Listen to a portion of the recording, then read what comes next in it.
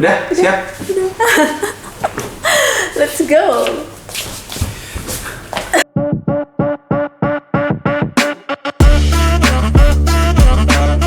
Halo semuanya, ketemu lagi bersama Ade Aryo Tamas. Dan untuk video kali ini kita akan sharing-sharing mengenai pengalaman kita selama tinggal di Australia.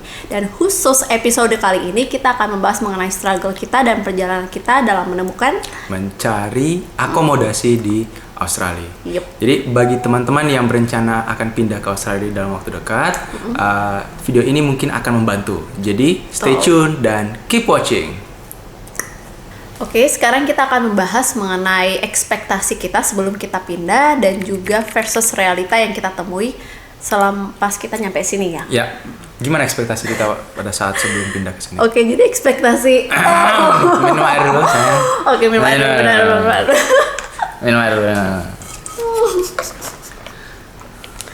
Oke, jadi ekspektasi kita pas. Sebentar belum. Oh, enggak apa-apa. Ya udah kan aku yang jelasin ekspektasi. Jadi kita let it night flow aja ya. Enak.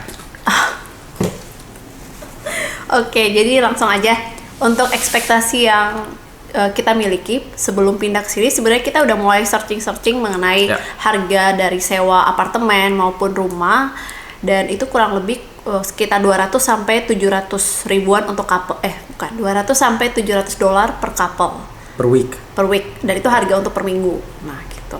Terus waktu itu yang kita searching itu ternyata pilihannya itu cukup banyak dan bervariatif. Jadi ekspektasinya saya dan Rio waktu itu adalah pilihannya tuh akan banyak, jadi dan akan mungkin mudah pada saat kita memilih nanti gitu. Dan terbesit rencana untuk pada saat sampai ke Australia kita tuh sewa hotel dulu dengan perkiraan mungkin kita sewa maksimal 7 hari sambil mencari dulu mana apartemen yang tepat, karena memang daripada kita booking online takut dan lain-lain, jadi kita pikirnya kita sampai dulu aja baru kita cari, karena melihatnya kan cukup banyak tuh variatif gitu. Tapi ternyata saat kita sampai di sini sangat sulit untuk mencari akomodasi yang kita inginkan, atau bahkan akomodasi yang pas untuk couple waktu itu. Jadi saat kita sampai, untungnya kita tidak jadi mengambil hotel ya. Iya. Akhirnya kita mendapat akomodasi sementara, dan ini mungkin juga bagi teman-teman yang akan datang, mungkin saran kita adalah mencari akomodasi sementara dulu 1-2 minggu atau bahkan mungkin 3 minggu. Nah, sekarang kita akan berbicara mengenai the journey, yaitu perjalanan kita dalam mencari apartemen. Jadi ini setelah melewati semua struggle itu, kami menyimpulkan kalau ada 4 poin utama yang bisa teman-teman coba nanti kalau misalkan mau pindah ke sini dan mencari apartemen. Dalam mencari apartemen.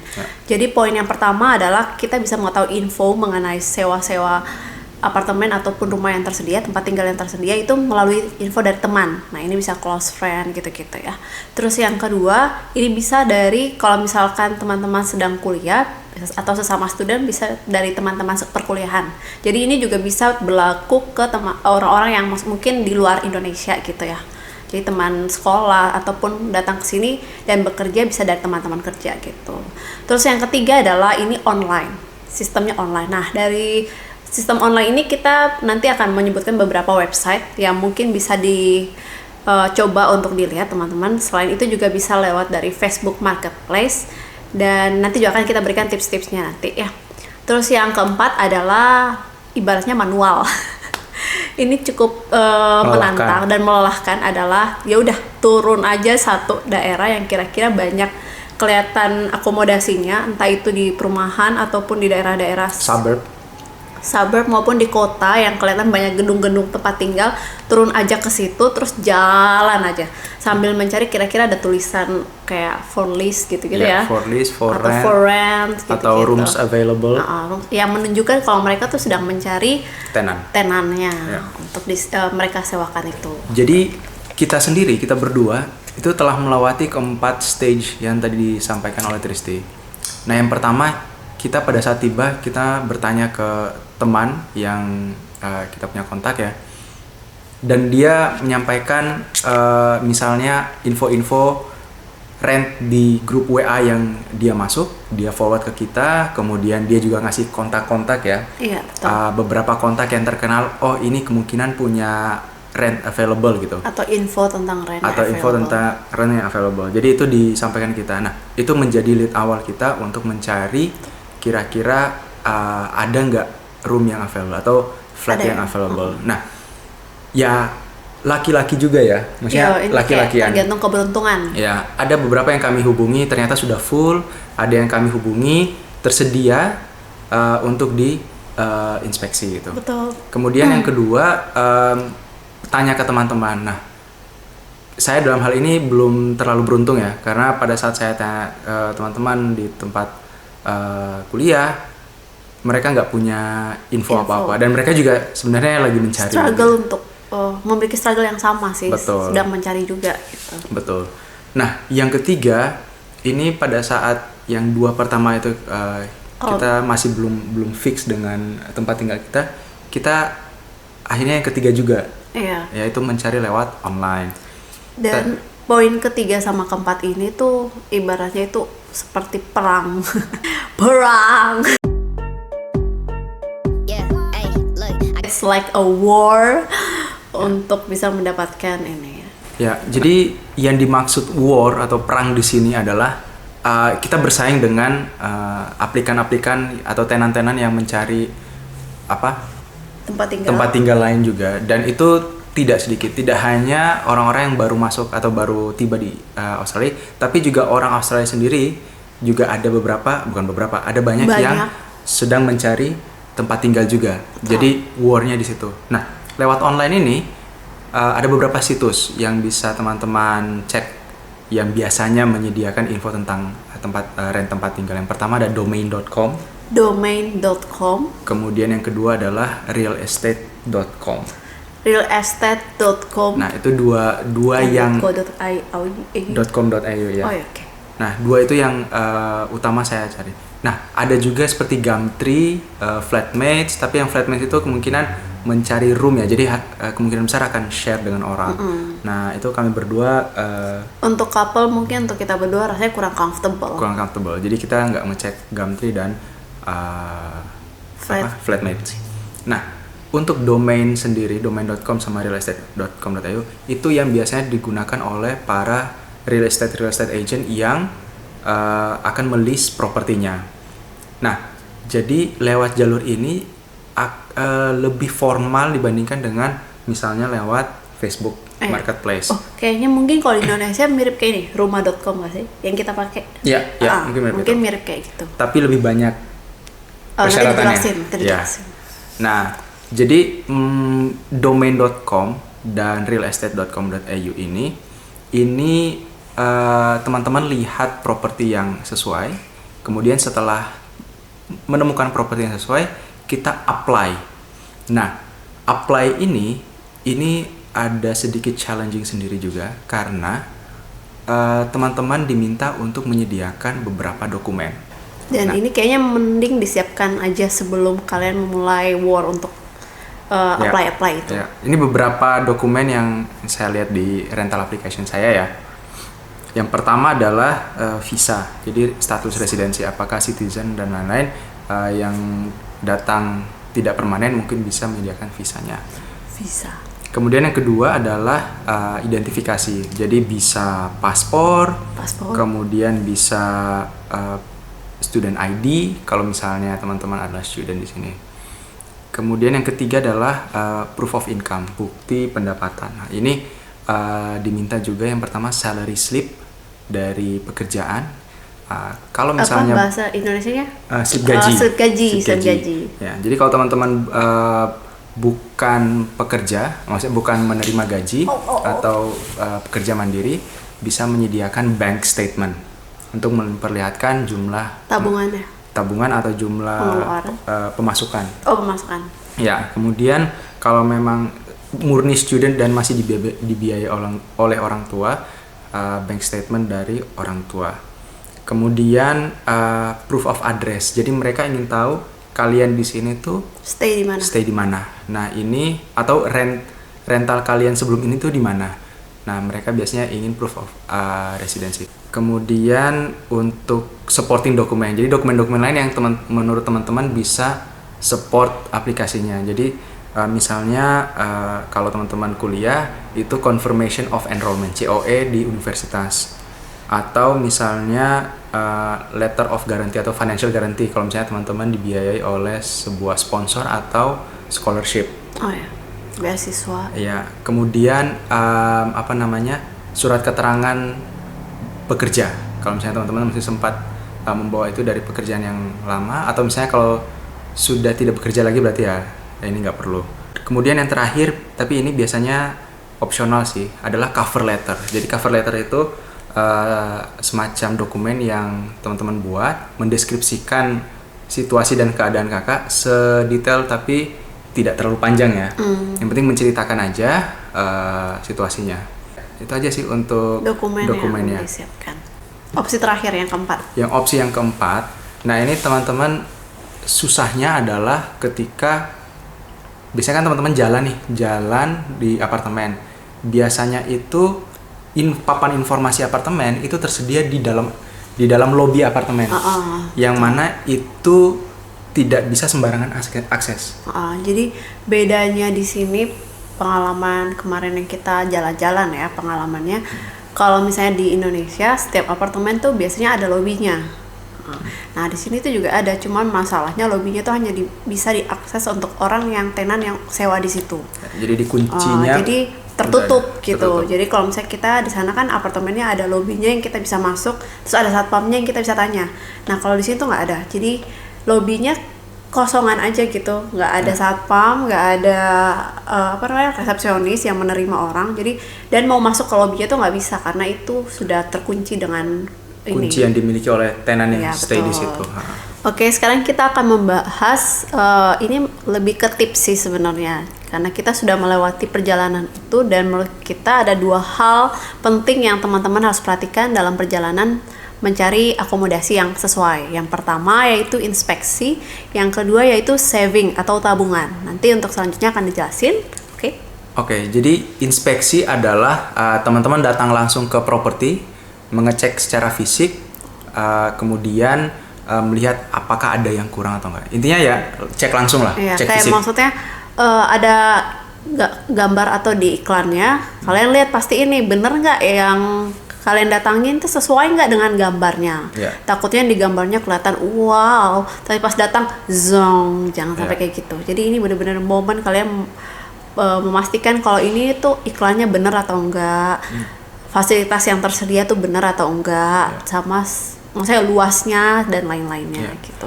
Jadi itu yang pertama ya. Jadi pentingnya inspeksi yang pertama adalah teman-teman mengecek itu udah sesuai, kemudian tidak ada yang bukan scam, tidak ada yang nanti balik negatif ke teman-teman. Yang kedua adalah bahwa real estate agency di sini itu tidak akan menyewakan propertinya kalau teman-teman tidak melakukan inspeksi. Jadi teman-teman kalau tidak melakukan inspeksi sudah istilahnya tidak lolos, udah gugur di tahap awal gitu. Nah, kalau teman-teman sudah melakukan inspeksi, nah itu nanti akan mereka catat dan akan mereka sampaikan ke ownernya untuk ini sudah inspeksi dan sudah menyampaikan aplikasi. Jadi kayak di absen pas masuk tuh nanti kayak antri gitu kan. Kalau misalnya kita pengalaman kita kemarin, jadi kayak antri dulu di depan gedungnya atau depan rumahnya gitu. Nah nanti di absen tuh sama real estate agentnya ya, atas nama siapa gitu, kita ada berapa orang gitu-gitu. Terus baru masuk, dipersilakan masuk, baru kita mulai lihat-lihat rumahnya. Dan ini war-nya juga di sini. Nah, saya sudah melakukan inspeksi ke beberapa tempat. Dan pada saat tiba, saya pikir saya the only one atau mungkin 3 atau 4 orang. Ternyata di properti yang pertama saya kunjungi itu ada sekitar 10 orang dan mungkin ada lagi yang masih akan datang setelah saya pulang gitu, 10 orang. Kemudian ada properti lagi, itu pada saat masuk kita hanya di situ 5 menit, tapi di saat yang bersamaan ada 6 orang. Jadi pada saat kita pulang mungkin masih ada lagi yang datang. Jadi se-challenging itu. Ibaratnya pas kalian datang ke inspeksi itu kalian akan melihat saingan. Sekompetitif itu untuk mencari apartemen di sini. Dan itu bukan hanya pendatang saja, tapi tadi kita bilang orang Australia warga juga negara aslinya juga sedang mencari juga gitu. Oh ya, sekedar tips, tapi aku sebenarnya nggak tahu ini berguna atau tidak ya. Jadi kalau aku waktu itu kita pas inspeksi kita pakai baju yang beneran kelihatan apa ya, maksudnya profesional gitu. Jadi tidak sembarang. Ya nggak kelihatan, nggak pakai t-shirt, tapi kita maksudnya juga nggak yang kemeja jas gitu, nggak. Cuma yang kelihatan matters. Ya, first impressionnya mereka tuh harus ke kita tuh, wah kayaknya mereka bakalan bisa bayar gitu. Atau kayak wah ini terpercaya nih kalau dia bilang dia kerja sebagai dokter nih, kayak gitu, semacam hal-hal kayak gitu. Sekedar tips saja, kita nggak tahu itu penting apa enggak, penting atau manjur apa enggak, tapi memang mereka tuh juga mengutamakan etika sama hal-hal kayak gitu juga sih sebenarnya. Ya. Kemudian yang kedua terkait dengan savings. Kenapa itu penting? Jadi teman-teman minimal harus punya tabungan sendiri, walaupun teman-teman dibayari atau ada scholarship, tapi minimal teman-teman punya tabungan sendiri. Kenapa? Karena untuk menyewa apartemen itu teman-teman diharuskan untuk membayar bond. Bond itu semacam uang jaminan lah ya. Uang jaminan. Nah, biasanya besarnya adalah 4 kali weekly rent. Iya, jadi kalau 1 minggu 400, bayarannya misalnya 500 atau 100 lah biar gampang hitungnya. 100 1 minggu 100 berarti 4 kali 400 dolar ya. Itu untuk 4 juta. Ya, itu untuk rent di bawah 800 dolar. Tapi kalau rent di atas 800 dolar itu bondnya adalah 6 kali rent weekly-nya. Misalnya seminggu 1.000 dolar berarti 6 kali 6.000 dolar yang harus dibayarkan. Uang jaminan, dan itu nggak bisa kita apa-apakan, nggak diapa-apakan juga oleh sama owner dan aset, karena itu dibayarkan langsung ke bank pemerintah. Itu udah aturan undang-undangnya ya. Nah, kemudian selain bond itu teman-teman juga di awal masuk sudah mengharuskan bayar 2 minggu. Jadi misalnya 400 atau tadi 100 ya udah harus nyetor 200. Jadi bisa dibayangkan berapa yang kira-kira teman-teman harus siapkan. Misalkan biar gampang permisalannya ya. Misalnya 500. 1 minggu 500 which is 5 juta di Indonesia kan ya. 500 dolar berarti untuk 4 kali 500 udah 2.000 dolar. Which is sudah 20 juta yang harus dibayarkan untuk sebagai uang jaminan.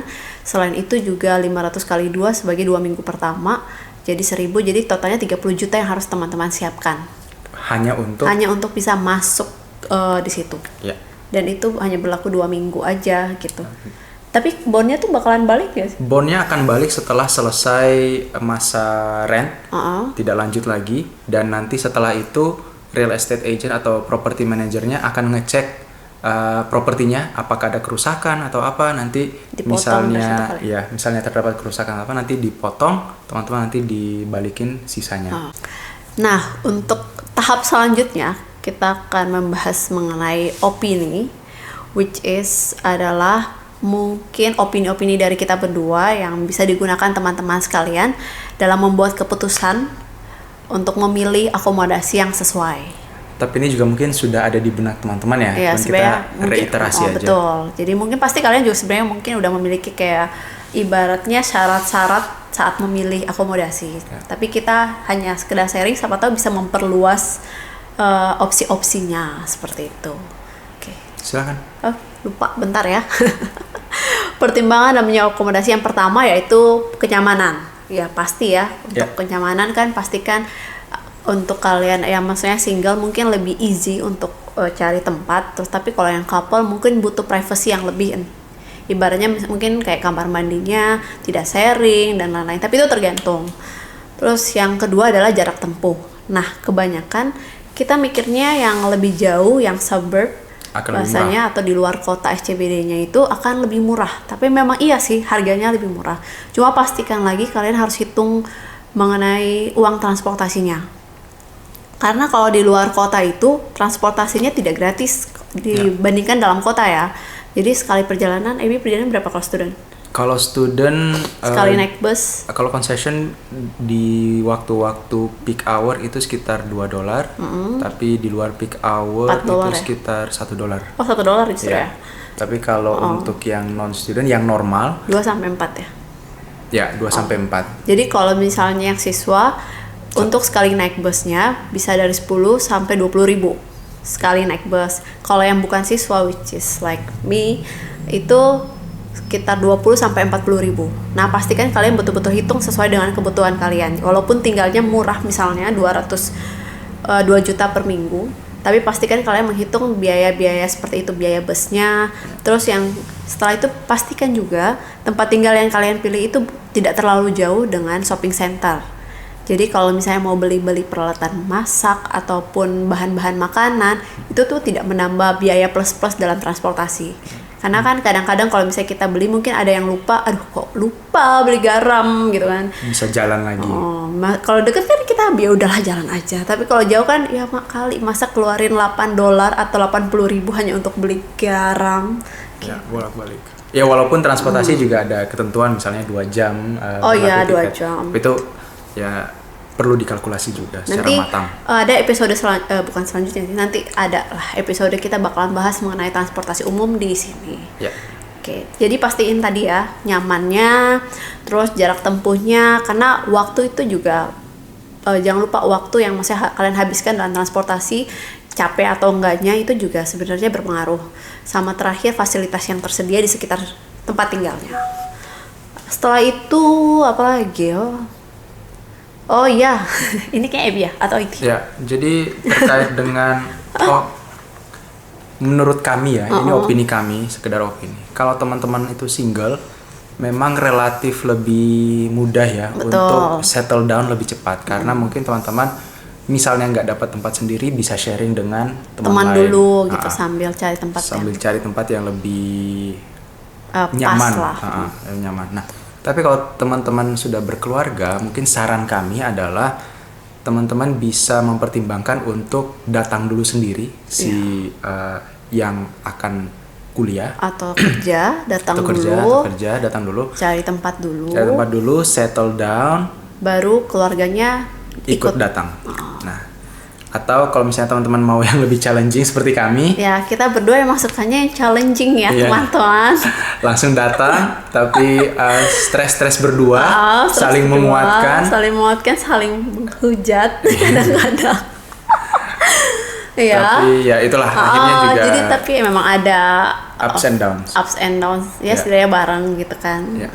Jadi kalau misalnya kalian datang berdua tuh jadinya mobile-nya mungkin lebih terbatas dibandingkan kalian datangnya sendiri dulu. Ya. Tapi itu positifnya adalah ada ceritanya.